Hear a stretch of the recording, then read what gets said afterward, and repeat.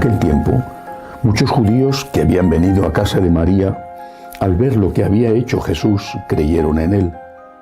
Pero algunos acudieron a los fariseos y les contaron lo que había hecho Jesús. Los sumos sacerdotes y los fariseos convocaron al Sanedrín y dijeron: ¿qué hacemos? Este hombre hace muchos signos. Si lo dejamos seguir, todos creerán en él y vendrán los romanos y nos destruirán el lugar santo y la nación. Uno de ellos, Caifás, que era sumo sacerdote aquel año, les dijo: vosotros no entendéis ni palabra. ¿No comprendéis que os conviene que uno muera por el pueblo y que no perezca la nación entera? Esto no lo dijo por propio impulso, sino que por ser sumo sacerdote aquel año habló proféticamente, anunciando que Jesús iba a morir por la nación. Y no solo por la nación, sino también para reunir a los hijos de Dios dispersos. Y aquel día decidieron darle muerte. Por eso Jesús ya no andaba públicamente entre los judíos, sino que se retiró a la región vecina del desierto, a una ciudad llamada Efraín, y pasaba allí el tiempo con los discípulos. Se acercaba la Pascua de los judíos, y muchos de aquella región subían a Jerusalén antes de la Pascua para purificarse. Buscaban a Jesús y estando en el templo se preguntaban: ¿qué os parece? ¿Vendrá a la fiesta?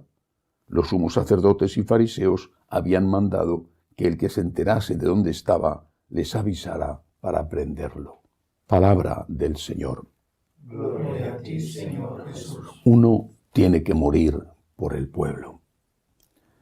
Y ese uno es Jesús. ¿Pero por qué? ¿Por qué tenía que morir?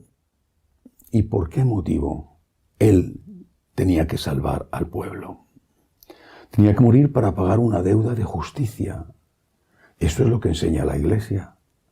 Eso es lo que hay que decir. Aquella muerte, por supuesto, causada libremente por los que condenaron a Cristo, pero aquella muerte era una muerte que saldaba la vieja deuda, no solamente del pecado original, sino de todos los pecados personales que los hombres habíamos cometido desde el origen de la humanidad. Era un acto de justicia. Repito, esto lo enseña la Iglesia. Algunos quizá no quieren hoy recordarlo, pero es un acto de justicia. ¿Y por qué tenía que ser Él? Porque solamente Dios podía pagar una deuda semejante. Ningún hombre podía hacerlo. No porque un sacrificio de un hombre inocente, por ejemplo un mártir, no fuera valioso, sino porque la deuda era tan grande que solamente Dios podía pagarla. Uno tenía que morir por el pueblo. Y esto nos pone delante de Jesús como el único Redentor, el único Redentor. El único. Nosotros no somos redentores. Ni siquiera la Santísima Virgen María, nuestra Madre querida, es redentora. Solo hay un Redentor que es Jesús, solo Él, porque solo Él es Dios hecho hombre. Nuestra Madre no es diosa y desde luego nosotros no lo somos. Por lo tanto, no hay redentores con Jesús. Jesús es el único Redentor, el único gran mediador entre Dios y los hombres. Pero nosotros podemos colaborar con el Redentor. Y en ese sentido de colaboración, de ayuda, pequeñísima, pero ayuda al fin, en ese sentido sí se puede decir que somos corredentores, pero en el sentido de darle al prefijo co la palabra y el significado de colaboración. Colaboradores con el Redentor, porque solo Cristo es Dios hecho hombre y solo Él nos redime con su sangre, con su muerte, con su resurrección.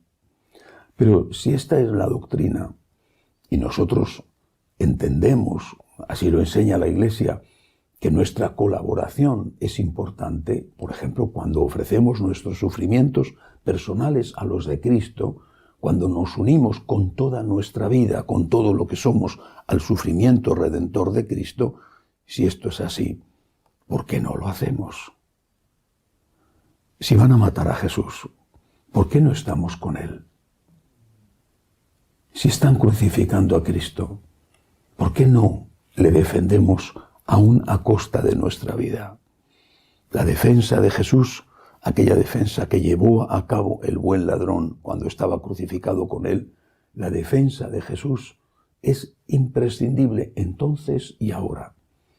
Ofrecerle al Señor nuestro sufrimiento es colaborar con Él.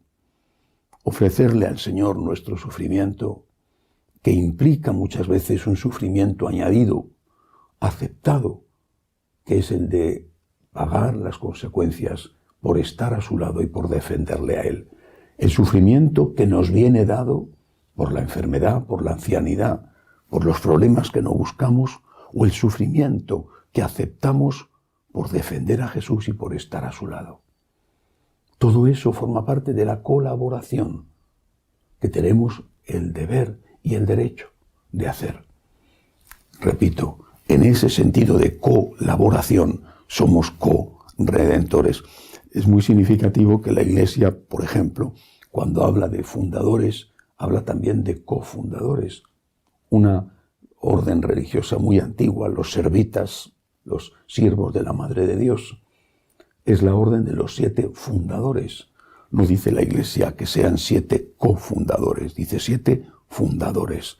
En cambio, la Iglesia habla de que cuando hay un fundador, una fundadora, y viven los miembros de esa institución, laicos o consagrados, mientras vive el fundador, todos ellos son cofundadores, no son fundadores. Lo diría como en el caso de los servitas, son cofundadores. Nosotros podemos ser colaboradores con la redención de Cristo. Cristo es el Redentor, el único Redentor. Cristo es el Dios hecho hombre, pero nos pide ayuda, nos pide colaboración. Y nos pide la colaboración de ofrecerle nuestros dolores, nuestros sacrificios, y nos pide la colaboración de defenderle a Él, lo mismo que entonces pidió la colaboración de sus discípulos, y casi ninguno de ellos se la dio. Démosle a Cristo lo que nos está pidiendo, porque tiene derecho a encontrarlo. Que así sea.